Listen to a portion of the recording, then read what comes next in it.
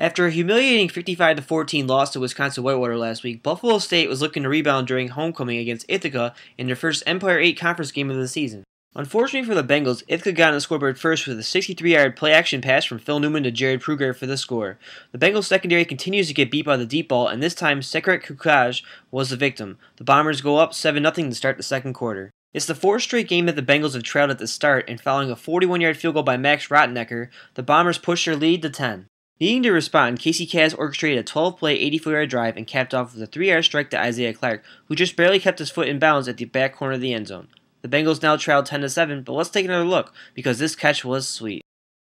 As you can see, Clark taps his left foot on the black line to remain in bounds. He also manages to avoid hitting the pylon. Less work for the ref to do, this catch gets a 10 out of 10. After a scoreless third quarter, the Bombers regained their 10-point lead thanks to their special teams on a 63-yard punt return by Josh Oliver. The Bombers did a great job of executing their blocks, sending Bengals falling to the ground left and right. The Bombers are now up 17-7. Needing a score with time ticking away, Casey Kaz found Sherman Nelson wide open down the sideline for a 14-yard score.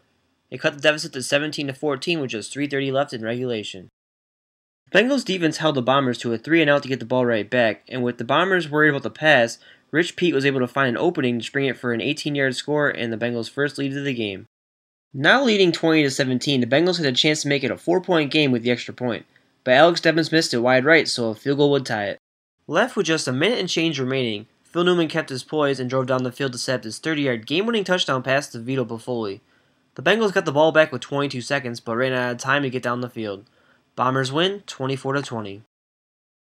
I don't think that you can really pick a specific reason why we're coming out slow.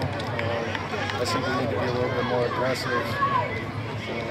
We get comfortable as the game goes on, but I just think we need to be a little bit more aggressive. We've been waiting for our defense to step up. We knew we were capable of, so seeing them perform well really put the pressure on us, and we were definitely feeding off it. And then once we started being aggressive in the fourth quarter, it showed.